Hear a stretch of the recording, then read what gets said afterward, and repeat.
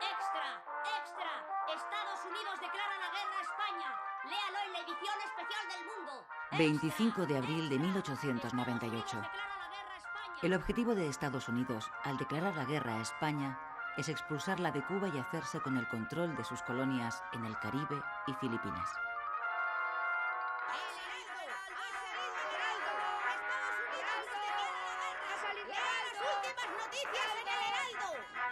La noticia no sorprende demasiado en España, porque en cierta medida era esperada.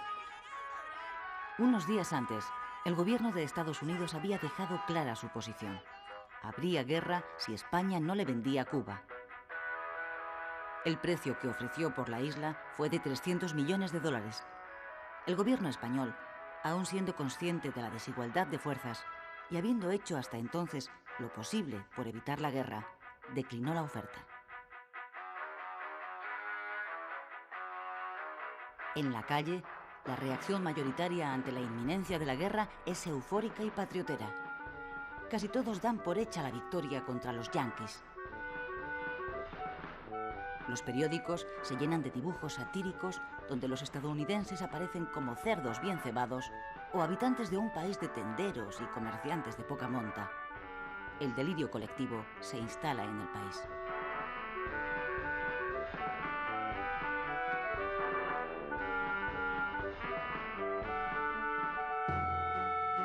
La realidad es muy diferente. Estados Unidos, como potencia emergente que es, lleva varios años renovando su flota y construyendo acorazados como este, el Olympia, que todavía hoy se conserva atracado en Filadelfia. El gobierno se dispone a llevar a la práctica la doctrina que el presidente Monroe puso en marcha a comienzos de siglo: América para los americanos.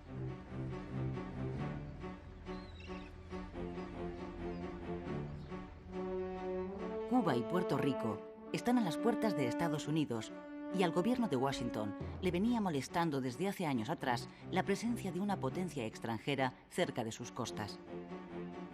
Sus intereses se vieron favorecidos a partir de 1895 con el estallido de una nueva sublevación nacionalista en Cuba.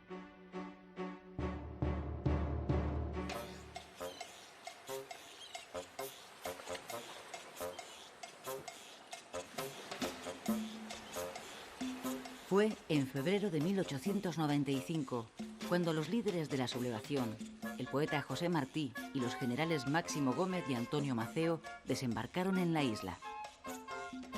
Los tres habían vivido exiliados en Estados Unidos, donde habían conseguido apoyo político y financiero.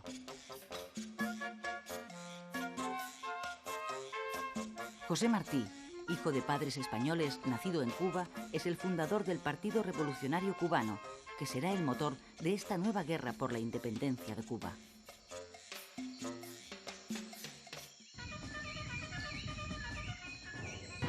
Un mes después de su desembarco, Martí moría en una de las primeras escaramuzas de su ejército contra las tropas españolas.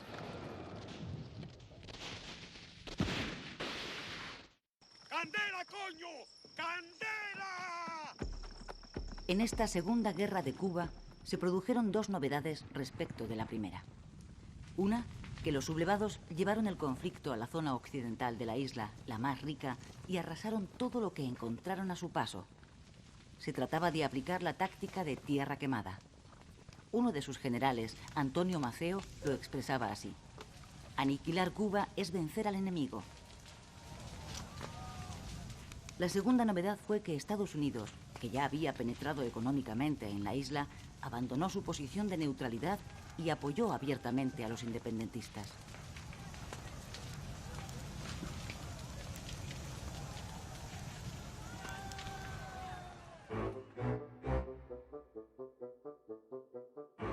El estallido de la guerra en Cuba produjo efectos inmediatos en la política española.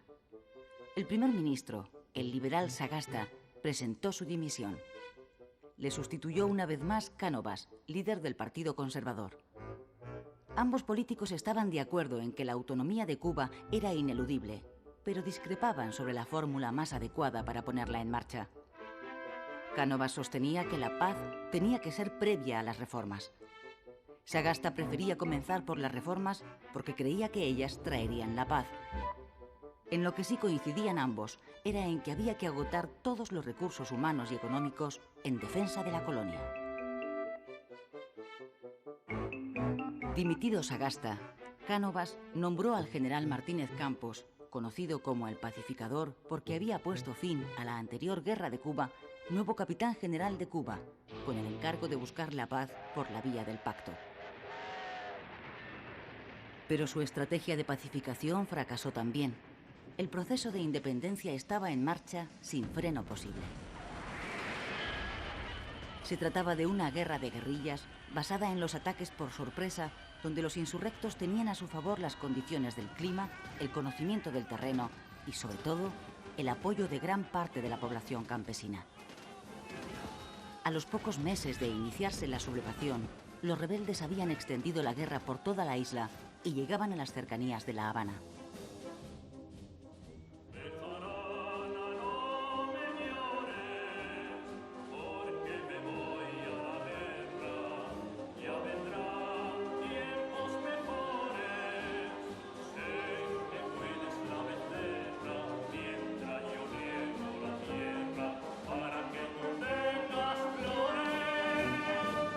Miles de soldados españoles fueron enviados a Cuba.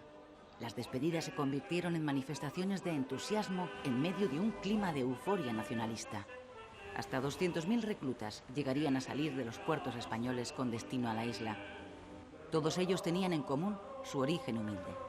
A la guerra solo iban los pobres, los que no podían pagar los 9 euros, 1.500 pesetas de entonces, que costaba librarse del servicio militar.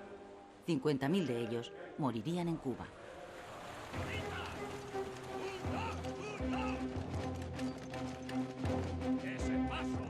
¡Ese paso inútiles!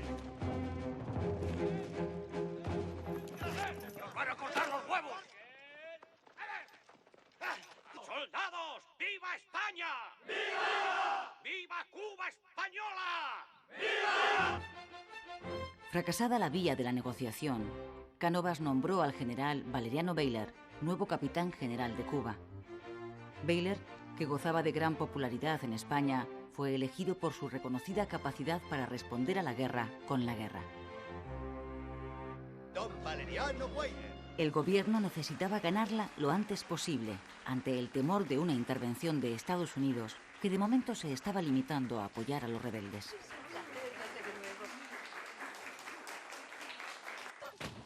El general Bayler dio un giro radical a la estrategia mantenida hasta entonces. Con el propósito de aislar a los independentistas de su soporte social, los campesinos que les facilitan información, alimentos y apoyos, ordenó a la población rural que se concentrara en poblados controlados por las fuerzas españolas. Además, reforzó las trochas ya utilizadas en la Primera Guerra de Cuba, aunque con poco éxito. Estas son las trochas, o sea, caminos desbrozados y bordeados de fortines. El planteamiento estratégico es sencillo. Si se corta la isla por estas trochas, se divide en compartimentos estancos. Se aíslan las rebeliones parciales y, con una fuerza reducida, se puede proceder a la limpieza de cada sector, impidiendo que entre ellos se comuniquen. La nueva estrategia de Bayler cambió el signo de la guerra. Después de haber ocupado prácticamente toda la isla, los insurrectos fueron reducidos de nuevo a la parte oriental. Varios de sus líderes murieron o fueron detenidos. Sin embargo, su política de concentración de la población rural, cerca de 400.000 personas, le pasó una enorme factura. La falta de alimentos y la proliferación de enfermedades causaron entre los campesinos una elevadísima mortandad. Los periódicos norteamericanos, especialmente los sensacionalistas, que ya estaban embarcados en una campaña de propaganda contra España, encontraron sus mejores argumentos en las medidas de Bayler, al que describieron como un militar sanguinario responsable de todas esas muertes y de atroces campos de concentración.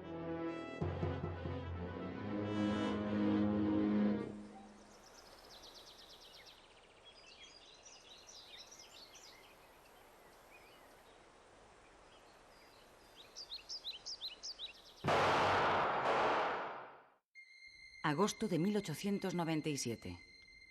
El presidente de gobierno, Cánovas, es asesinado en el balneario de Mondragón, donde veranea. El autor es un anarquista italiano que actuó solo. Todavía hoy continúa siendo un enigma quién estuvo detrás del magnicidio. Algunas fuentes dicen que fue una venganza por la ejecución, poco tiempo antes en Montjuïc, de 5 anarquistas condenados por el atentado de la procesión del Corpus en Barcelona. También se ha especulado con la posibilidad de que interviniera alguna trama con intereses en la crisis de Cuba. El asesinato de Cánovas produjo un vuelco en la situación política española. En un intento de apaciguar a los Estados Unidos, Sagasta, el nuevo presidente, destituyó a Baylor.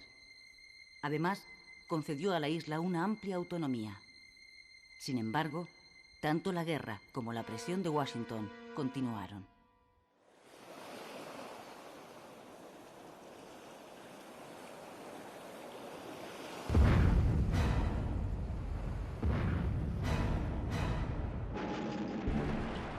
La explosión del acorazado norteamericano Maine en el puerto de La Habana, donde murieron más de 250 tripulantes, aceleró los acontecimientos. El buque había llegado unos días antes para proteger los intereses de Estados Unidos en la isla.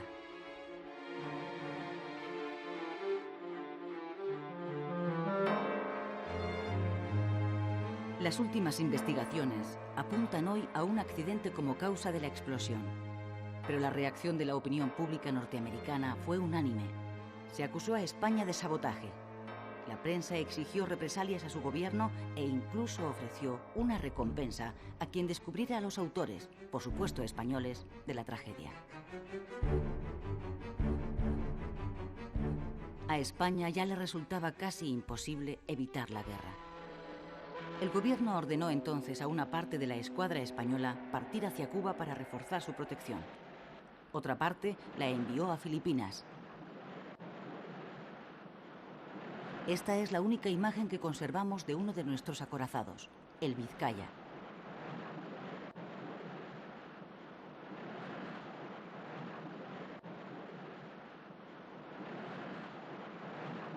¡Extra! ¡Extra! ¡Estados Unidos declara la guerra a España! ¡Extra! ¡Extra!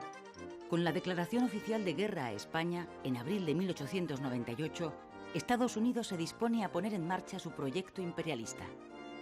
Al gobierno español, consciente de la desigualdad de fuerzas, no le queda otra solución que aceptar el duelo, presionado también por el clima ultranacionalista que domina al país. El 1 de mayo de 1898, España sufre la primera derrota. En Cavite, Filipinas, la flota española es literalmente barrida por la norteamericana. Esta es la bocana de la bahía de Santiago de Cuba, donde tiene lugar el 3 de julio la batalla decisiva de la guerra. Dentro está la flota española mandada por el almirante Cervera. En contra de su opinión, Cervera da la orden de salir. Obedece órdenes del gobierno. Fuera de la bahía, la flota norteamericana espera.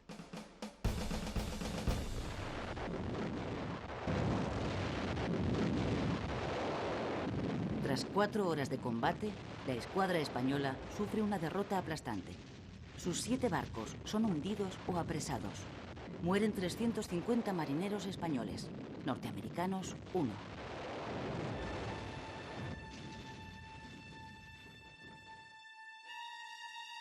Así quedó el Vizcaya, uno de los 4 cruceros acorazados de la flota de Cervera después de la batalla.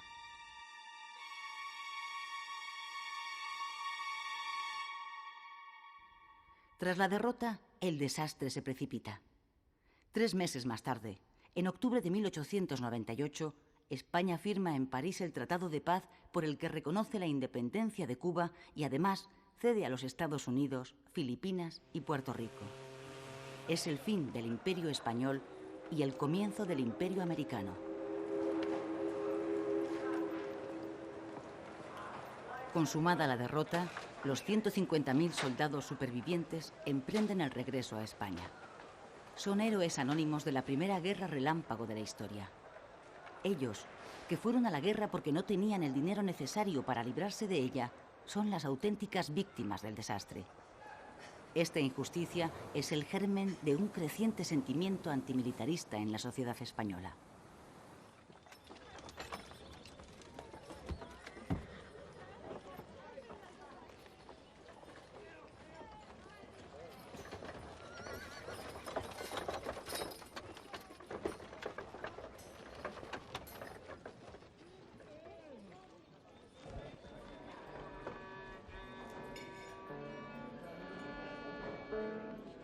Después del desastre, como pasó a llamarse la fulminante derrota, el ánimo de los españoles cae abruptamente desde el entusiasmo al pesimismo y la frustración. A las tertulias de los cafés llega una palabra que empieza a ponerse de moda: regeneración. Los regeneracionistas, intelectuales encabezados por Joaquín Costa, aspiran a resolver los males de la patria aplicando una política quirúrgica que acabe de una vez con la oligarquía y el caciquismo.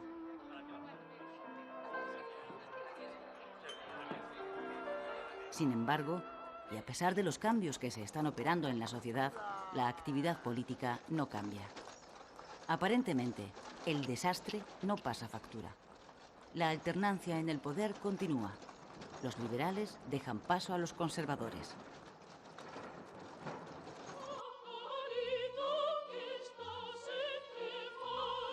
Los ciudadanos que pueden permitírselo procuran mitigar la decepción colectiva que pesa en el ambiente recurriendo a un remedio muy español: la zarzuela.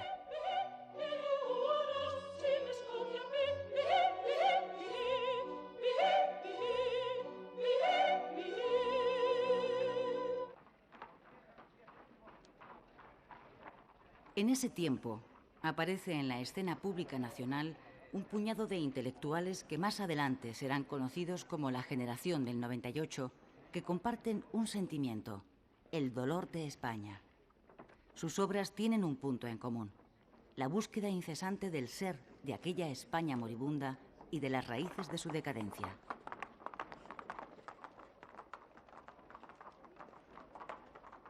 A la generación del 98 pertenecen escritores y pensadores de la talla de Unamuno, Baroja, Maeztu, Machado, Valle Inclán o Azorín. Con esta generación comienza en la cultura española una nueva etapa de esplendor llamada la Edad de Plata, en la que conviven 3 generaciones y que se prolongará hasta la Guerra Civil.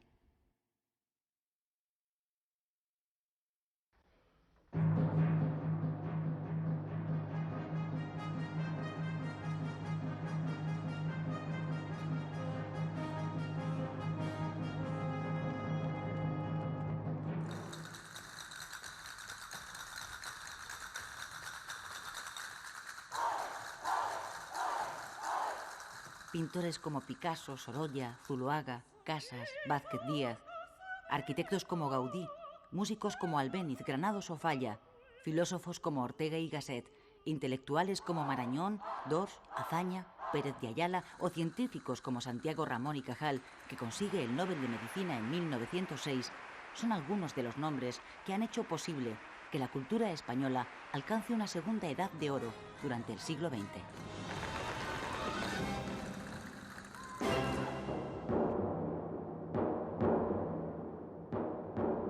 La crisis del 98 acelera el proceso de transformación de algunos regionalismos en nacionalismos.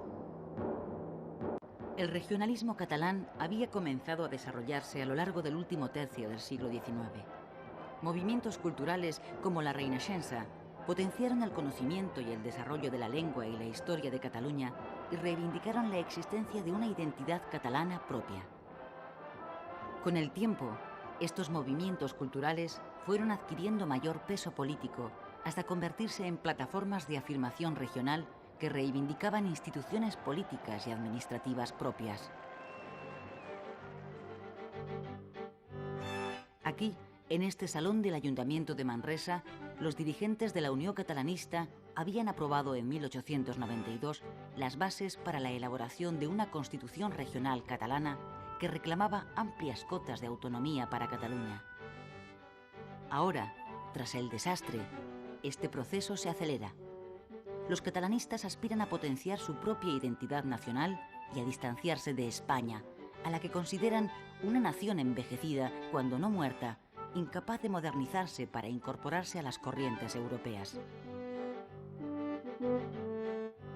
Así surge la Lliga Regionalista de Cataluña, un partido catalanista de centro-derecha que dominará la política catalana durante las 2 primeras décadas del siglo XX. Prat de la Riba y Francesc Cambó son sus líderes más destacados.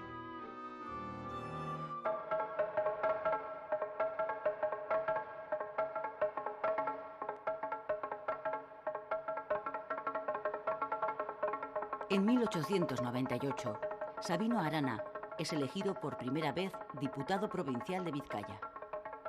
3 años antes, Arana había fundado un nuevo partido, el Partido Nacionalista Vasco. El partido de Arana nace con el propósito de defender el modelo de la sociedad tradicional vasca, a la que considera gravemente amenazada por su rápida industrialización y por la riada de inmigrantes de otras provincias españolas que han llegado a Vizcaya en busca de trabajo. El lema del PNV es Dios y ley vieja, es decir, fueros y tradiciones. Sabino Arana defiende un nacionalismo radical basado en la raza, en la lengua y en la religión. El PNV aspira a la unión de todos los territorios vascos y a su independencia de España.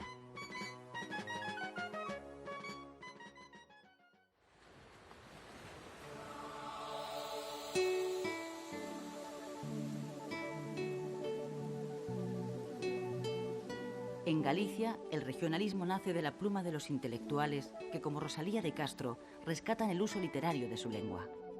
Esa es también una manera de denunciar el olvido secular del Estado hacia Galicia, una región abandonada y deprimida. Casi medio millón he sacado por la venta del negocio. Aquí están los libros y la liquidación.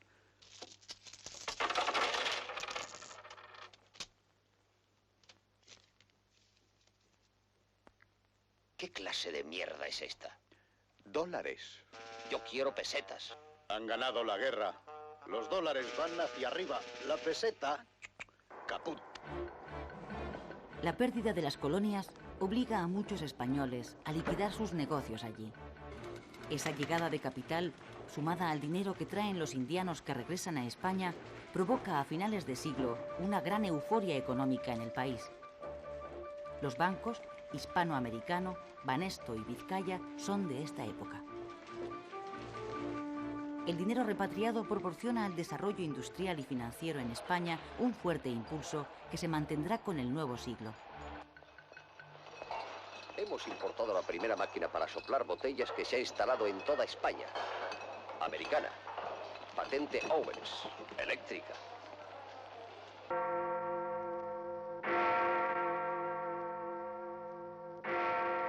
Toda España espera con ilusión la llegada del nuevo siglo, el siglo XX.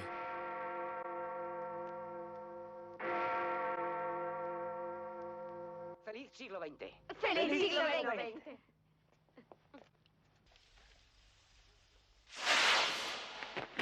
Nunca tantos, 18,5 millones de españoles, han estado tan de acuerdo en algo, en su deseo de dejar atrás el desastroso final del siglo XIX.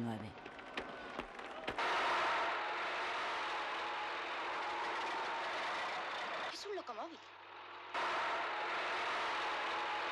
Tengo orden de poner... Modernización es la palabra más oída a comienzos de siglo. Los españoles asisten esperanzados al desarrollo de los últimos inventos: la automoción, la electricidad y el teléfono. La mayoría confía en que gracias a ellos España alcance el progreso.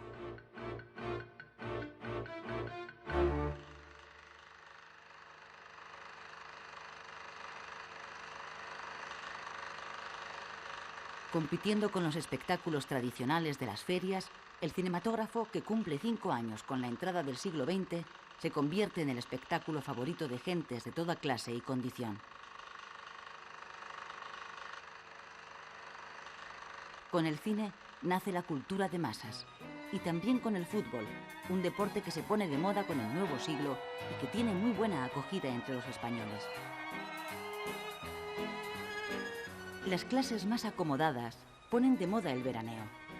Los ricos abandonan las ciudades cuando llegan los calores del verano en busca del frescor de la costa.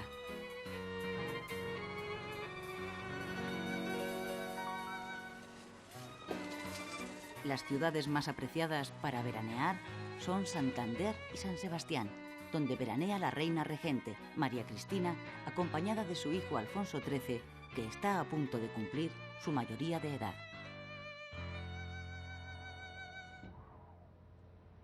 Enero de 1902. Alfonso XIII, a punto de cumplir 16 años, estrena su diario personal y escribe: Este año me encargaré de las riendas del Estado, acto de suma trascendencia tal y como están las cosas, porque de mí depende si ha de quedar en España la monarquía borbónica o la república.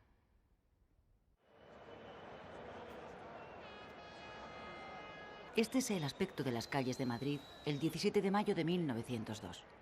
Los madrileños esperan para ver pasar la comitiva real.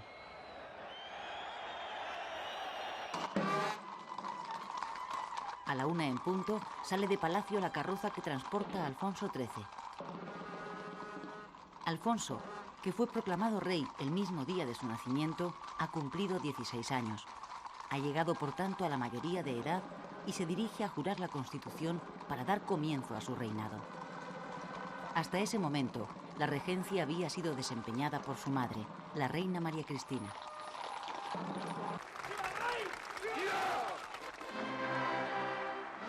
Cuando jura la Constitución de 1876 en el Congreso, el rey tiene muy presente una idea que también ha escrito en su diario.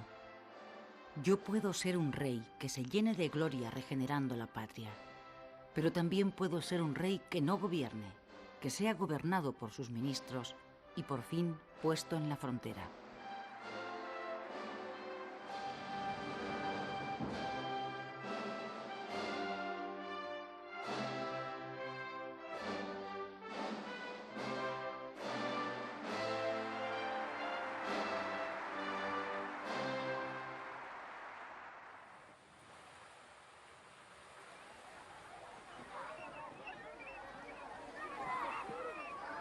La España sobre la que Alfonso XIII va a reinar es un país atrasado, con cerca de 19 millones de habitantes que luchan cada día por su difícil supervivencia.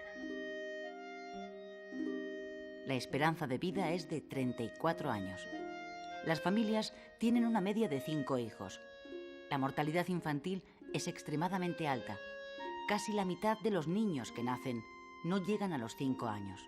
Los que sobreviven están condenados, en su inmensa mayoría, a ser analfabetos.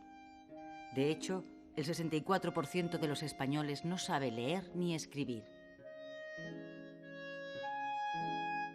España es un país sin apenas industria. La poca que hay está localizada en el País Vasco y Cataluña. El trabajo en las fábricas es el más solicitado porque es el mejor pagado. El sueldo diario oscila entre las 3 y las 4 pesetas, 2 céntimos de euro. Las mujeres cobran la mitad.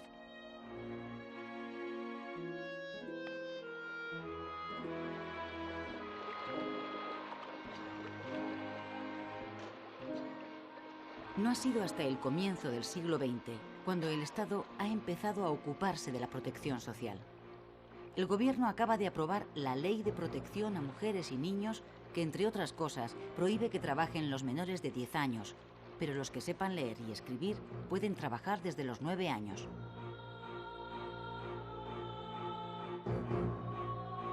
El movimiento sindical tiene poca fuerza al comienzo del siglo. Los socialistas de la Unión General de Trabajadores, con implantación en Madrid, País Vasco y Asturias, no llegan a los 4.000 afiliados.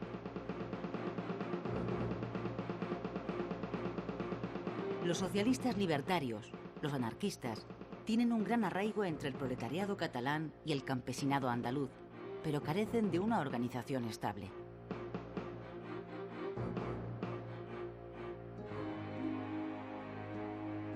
La vida en el campo es aún más difícil que en la ciudad.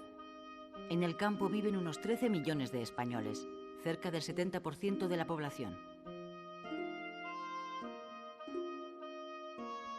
La mala distribución de la propiedad de la tierra o fincas inmensas o terrenos mínimos, la pobreza del suelo, la escasez de agua y el deficiente desarrollo de los regadíos sitúan las condiciones de vida en el campo por debajo del nivel de subsistencia.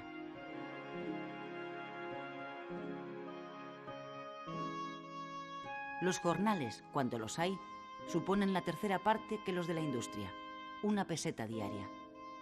La producción del campo no da para alimentar a todos los que malviven en él. La emigración sigue siendo la única vía de escape del campesino.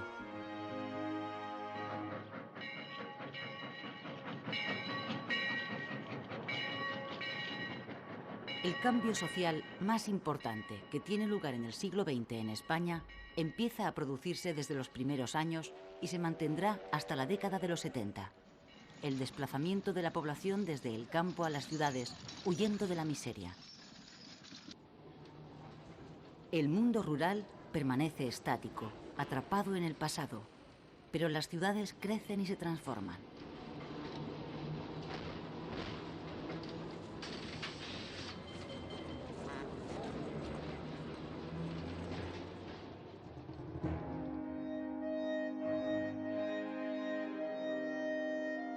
Ni siquiera la reindustrialización del país permite que haya trabajo para todos. Miles de hombres y mujeres se ven en la necesidad de emigrar al extranjero en busca de un modo de vida. Durante el reinado de Alfonso XIII, 2,5 millones de españoles emigran a Argentina, Uruguay, Chile y otros países de América.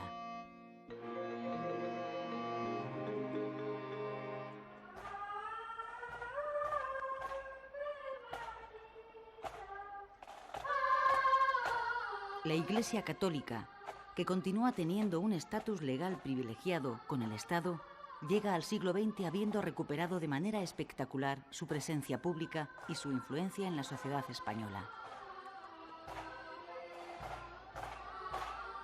Pero el Partido Liberal, receloso del poder que ha vuelto a adquirir la Iglesia, decide introducir en su programa político el anticlericalismo de la tradición progresista.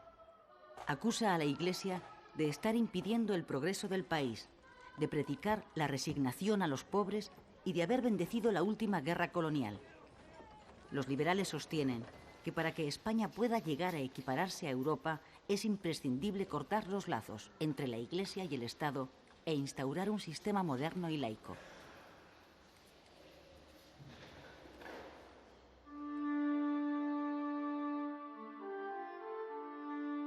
Bajo el reinado de Alfonso XIII, los dos grandes partidos dinásticos, el liberal y el conservador, continúan turnándose en el gobierno.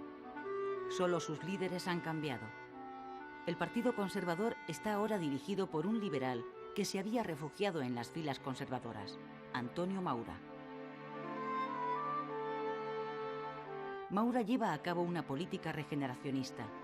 Quiere acabar con el caciquismo, democratizar el sistema y atraer hacia la política a las desmovilizadas clases medias.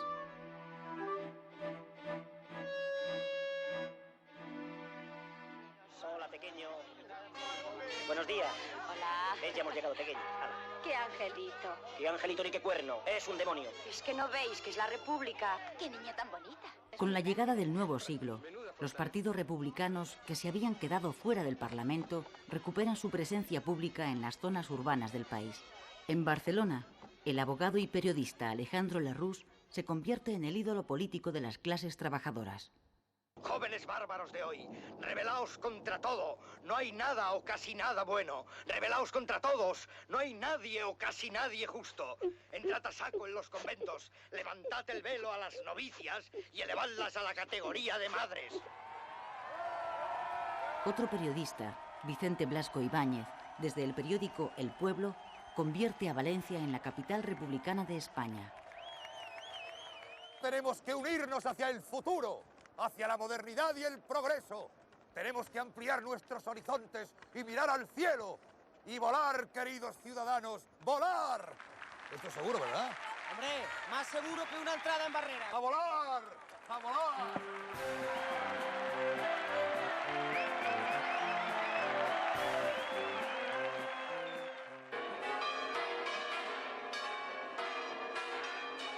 ...31 de mayo de 1906... En la iglesia de los Jerónimos acaban de casarse Alfonso XIII y la princesa inglesa Victoria Eugenia de Battenberg.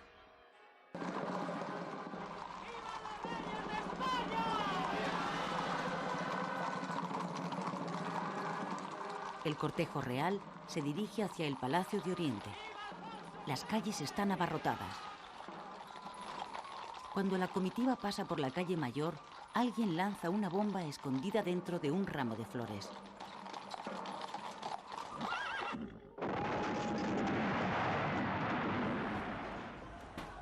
Los reyes salen milagrosamente ilesos del atentado que causa 30 muertos y decenas de heridos.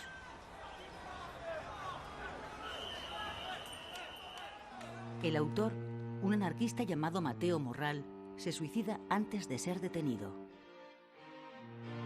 Morral era bibliotecario de la Escuela Moderna, una institución pedagógica de signo libertario.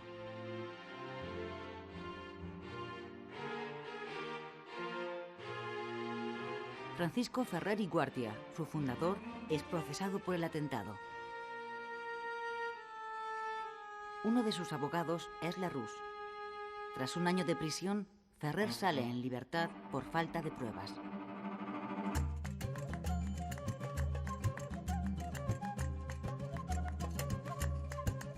Ceuta, Melilla y otras pequeñas plazas en el norte de África son lo único que ya le queda a España de su pasado colonial.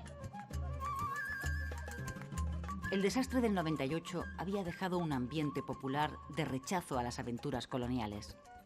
A pesar de ello, España se ve forzada en la Conferencia Internacional de Algeciras de 1906 a asumir su responsabilidad internacional de control en la zona de influencia en torno a Ceuta y Melilla, incluida la región del Rif, y a incrementar la inversión en sus minas.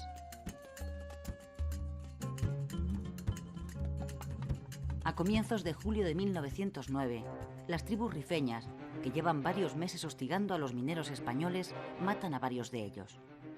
El gobierno de Maura moviliza entonces a 20.000 reservistas para tomar represalias contra los insurgentes. Últimas noticias. Acaba de zarpar otro vapor con soldados para el África. Los reservistas embarcan en Barcelona. Son soldados que ya han hecho el servicio militar al no haber podido pagar las 1.500 pesetas necesarias para librarse. Muchos de ellos son ya padres de familia. Su movilización provoca la protesta espontánea de sus mujeres que logran impedir el embarque. La noticia corre por Barcelona y hace estallar la ira popular contra la nueva aventura colonial. Anarquistas, socialistas y republicanos convocan una huelga general. El 27 de julio, las tribus rifeñas atacan por sorpresa a las fuerzas españolas cerca de Melilla, en el conocido como Barranco del Lobo.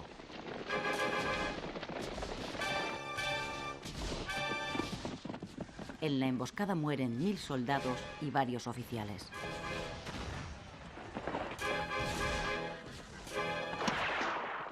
Son los escolapios de San Pablo. Los han incendiado. ¿Cómo? ¿Qué? ¿Los escolapios? Adoratrices, agonizantes, arrepentidas, asuncionistas, beatas dominicas, carmelitas, concepcionistas... Redentoristas, Ancha 38. También está en la lista, hay que incendiar el convento. ¿Y la iglesia? No pone nada. No os preocupéis, saldrá también.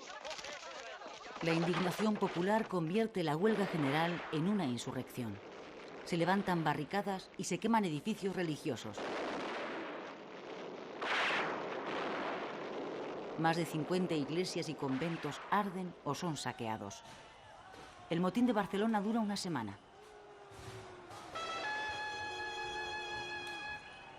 ¡A formar! ¡Vamos! El gobierno de Maura declara el estado de guerra en la ciudad y ordena al ejército sofocar la revuelta.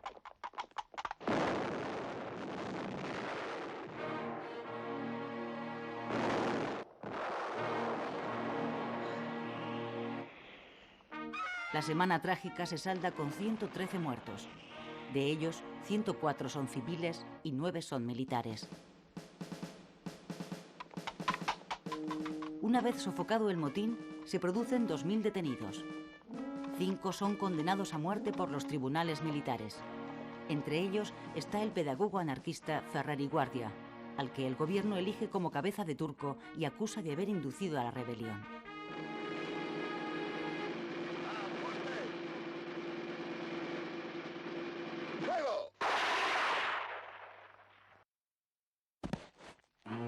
Tras el fusilamiento de Ferrer, la izquierda europea y americana, que le considera un mártir del pensamiento libre, organiza una intensa campaña de protesta internacional contra el gobierno español.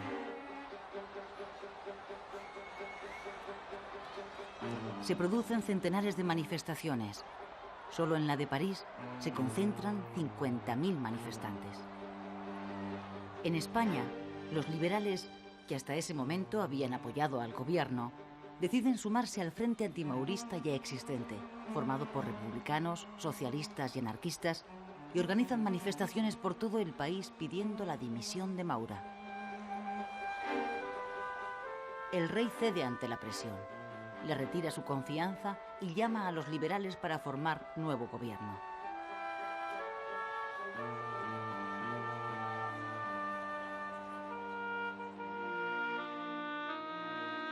Los sucesivos gobiernos han ido poco a poco poniendo en pie una legislación social destinada a paliar las malas condiciones de vida de la clase obrera.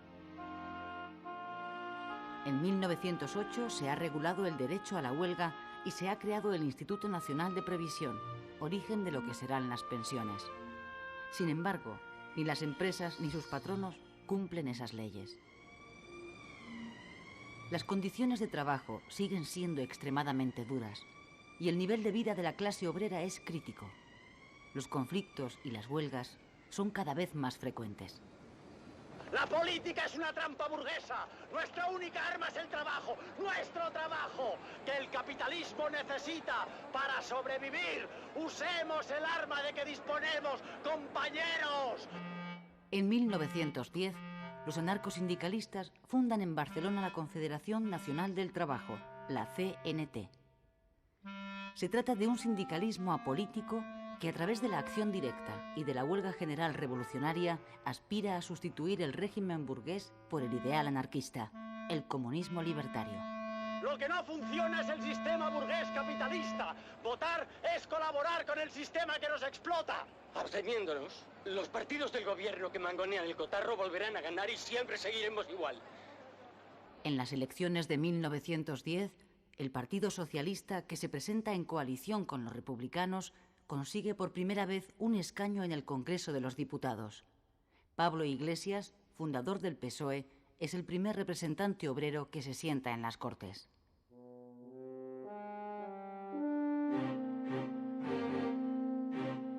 En 1910, y después de varios años de crisis internas, el Partido Liberal encuentra un nuevo líder, José Canalejas.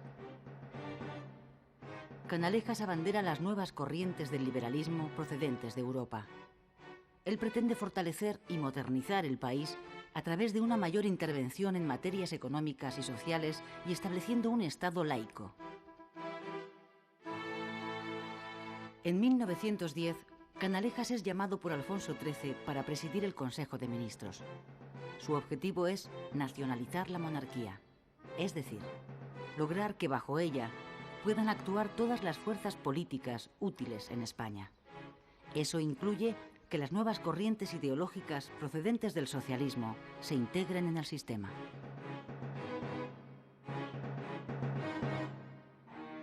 Canalejas continúa la política regeneracionista de Maura. Una de las primeras medidas de su gobierno es la implantación del servicio militar obligatorio. A partir de ese momento, nadie podrá librarse de ir al frente en caso de guerra.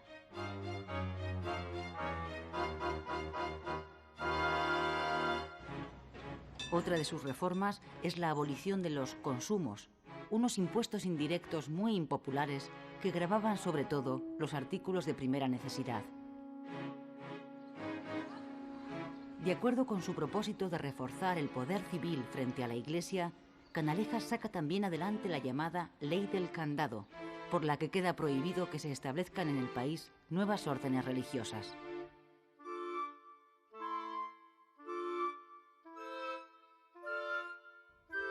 Por último, Canalejas prosigue la descentralización de la administración estatal y aprueba la Ley de Mancomunidades.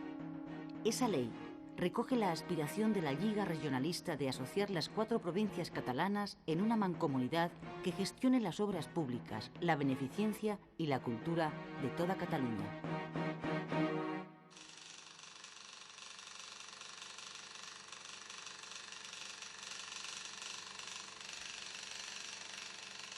Esta es la reconstrucción del asesinato de Canalejas que realiza un operador cinematográfico pocas horas después del magnicidio, el 12 de noviembre de 1912. El actor que hace el papel de Pardinas, el anarquista que asesina a Canalejas y después se suicida, es Pepe Isbert. Con la muerte de Canalejas, acaba también la esperanza de regeneración del sistema político vigente en ese momento. A partir de entonces, comienza una lenta pero inexorable erosión de los 2 partidos en que se apoya la monarquía, el liberal y el conservador. Miles de personas pasan por la capilla ardiente del presidente asesinado instalada en el Congreso de los Diputados.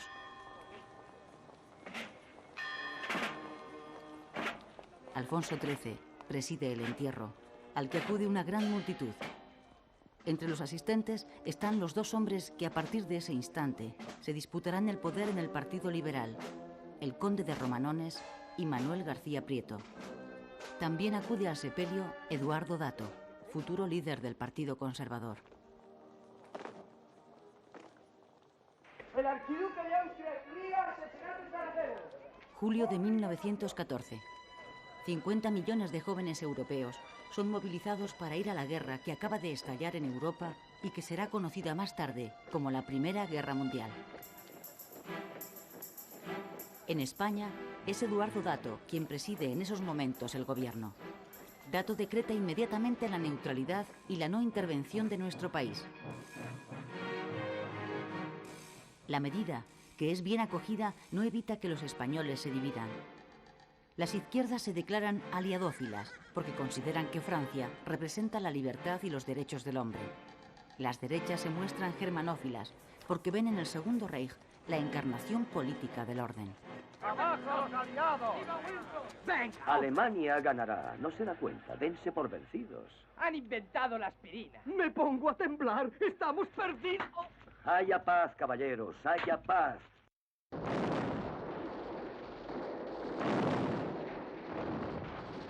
La neutralidad española estimula la actividad económica del país, que crece de modo incesante en el transcurso de la guerra. La demanda de nuestros productos en el mercado extranjero se dispara. Desde la industria al campo, pasando por la minería, todos los sectores conocen un periodo de bonanza. Se vende todo lo que se produce. Los cuantiosos beneficios obtenidos propician el desarrollo del capitalismo español. La burguesía es la gran favorecida por esta súbita prosperidad. Muchas de las grandes fortunas familiares del país surgen en ese tiempo. La clase obrera, sin embargo, se ve perjudicada a largo plazo por los efectos económicos de la Gran Guerra. El exceso de exportación acaba provocando escasez en los productos de primera necesidad y, en consecuencia, su encarecimiento. Durante los 4 años de la guerra, el coste de la vida sube en España un 40%, mientras los sueldos permanecen al mismo nivel. 9 pesetas para el recibo de la casa, eso lo primero. Y 2 para Pascuala. 5 para la sociedad. Y 10 para pagar la colada. Estos son deudas que hay que pagar. Nos quedan hasta el día 8 que cobre yo 30 pesetas. En claro contraste con la euforia de la burguesía, crece la indignación de los obreros, los grandes perjudicados por la inflación.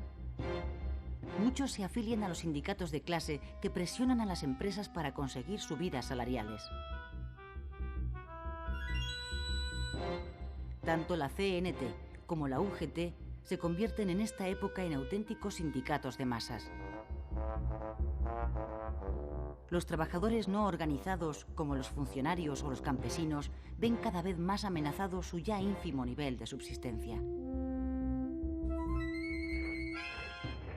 El malestar y el descontento llegan también al ejército, una institución arcaica, mal dotada y sobrecargada de mandos. 16.000 oficiales para 80.000 soldados. El bajo nivel de sus sueldos y los polémicos ascensos por méritos de guerra que favorecen a los militares que sirven en Marruecos son motivo de irritación creciente. A comienzos de 1917 surgen primero en Cataluña y después en toda España las Juntas de Defensa, una especie de sindicato militar con un discurso regeneracionista que aspira a poner remedio a los problemas del ejército. Las preside el coronel Márquez. A pesar de que las juntas no están permitidas por las ordenanzas militares, el poder civil se ve obligado a legalizarlas. Esa claudicación del gobierno es interpretada por muchos como un mal augurio. Se acaba de constituir la Junta de Madrid en el último reducto de la región palaciega y le envían su apoyo. ¡Saque bacha, coronel! ¡Que bacha! ¡Mano dura! ¡Mano dura! Denos usía una orden. El país está en nuestro poder. Aguante, coronel. Denos usía una orden. Una orden, mi coronel. España le necesita. Ordeno hacer honor al uniforme. Primero obedecer y luego todo lo demás. Abrid paso.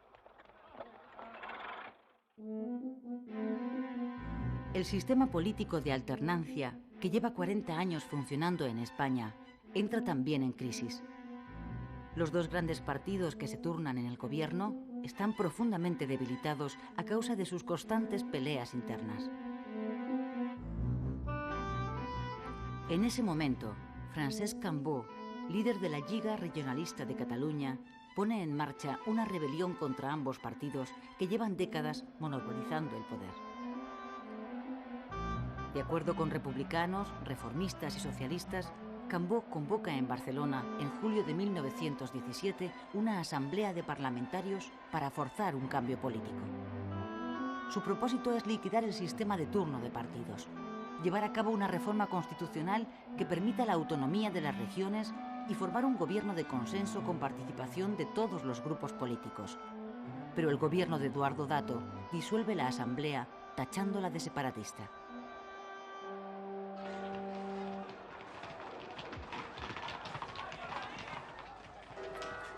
Agosto de 1917. Comienza la huelga general revolucionaria convocada por UGT, aunque los motivos aducidos son económicos, es decir, la indignación obrera por la subida del coste de la vida, su objetivo declarado es político: derribar la monarquía, formar un gobierno provisional y convocar unas Cortes Constituyentes.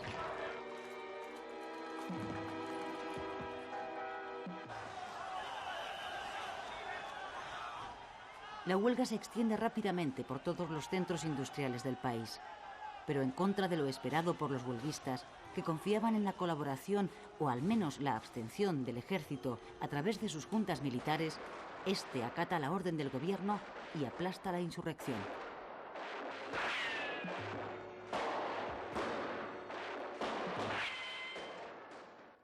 El fin de la huelga se salda con 80 muertos, 150 heridos y 2.000 detenidos, incluidos todos los miembros del comité de huelga. 3 meses después, en la cárcel, a los detenidos les llega la noticia del triunfo de la revolución bolchevique en Rusia.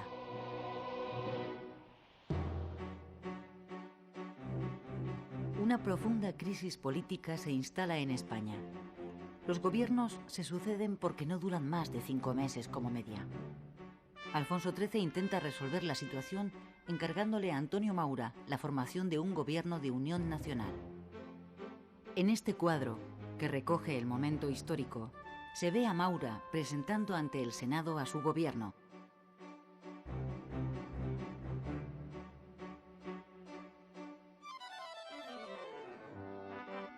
Pero como recoge esta caricatura animada, también este gobierno dura poco. Se rompe a los 9 meses, coincidiendo con el final de la Guerra Mundial.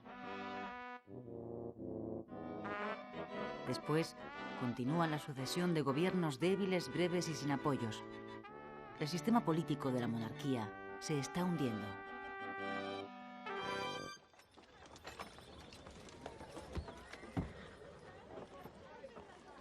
Estas imágenes son las primeras que existen de la celebración del 1 de mayo.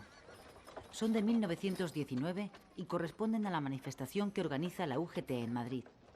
El sindicato celebra también la última gran conquista de los trabajadores, la implantación hace pocos días de la jornada de 8 horas. España es uno de los primeros países en introducir esta medida. Europa vive en esos momentos, azotada por una crisis económica profunda y generalizada que ha provocado un aumento de la conflictividad social y un gran desarrollo del sindicalismo. En nuestro país, la UGT ha llegado a los 250.000 afiliados y la CNT a los 700.000.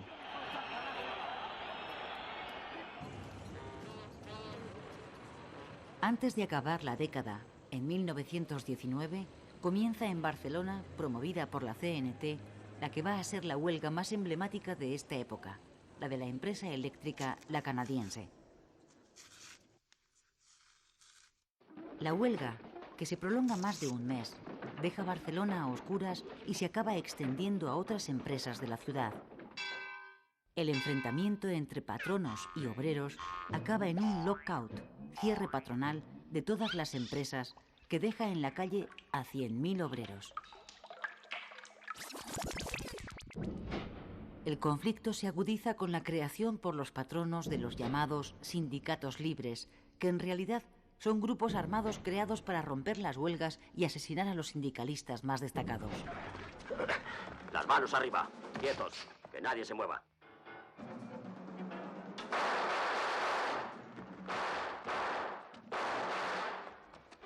Los anarquistas, para defenderse, crean a su vez sus propias bandas de pistoleros.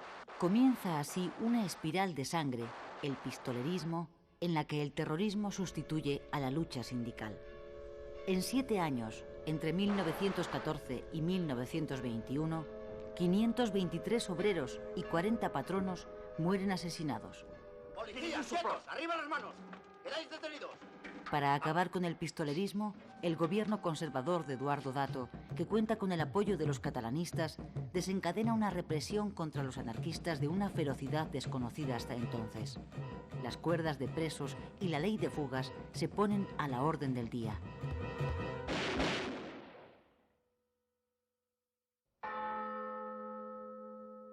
Marzo de 1921. El presidente del gobierno, Eduardo Dato, es asesinado por 3 anarquistas. El líder conservador se convierte en víctima de la política que su propio gobierno está aplicando en Cataluña.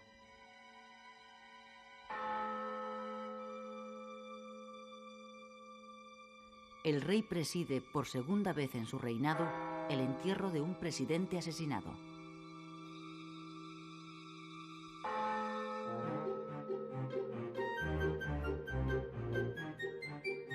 Con la llegada de los años 20, el problema con Marruecos aparece de nuevo en la vida de nuestro país.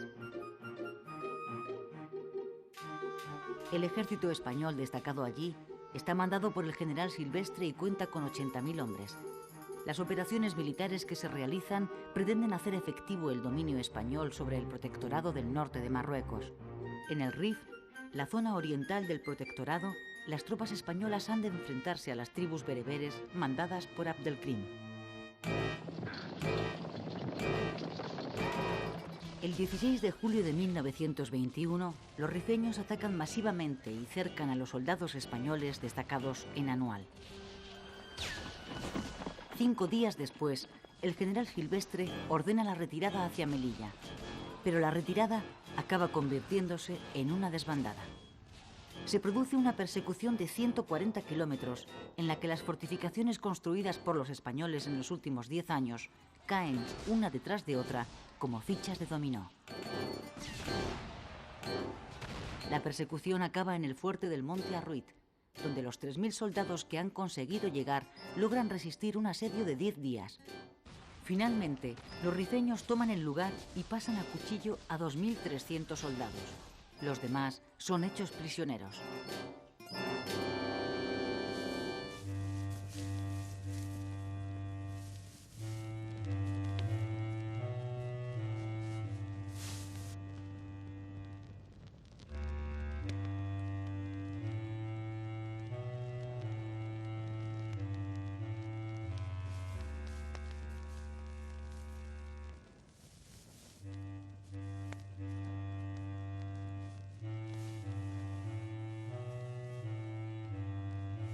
El llamado desastre dianual se salda para España con 12.000 muertos y más de 1.000 prisioneros.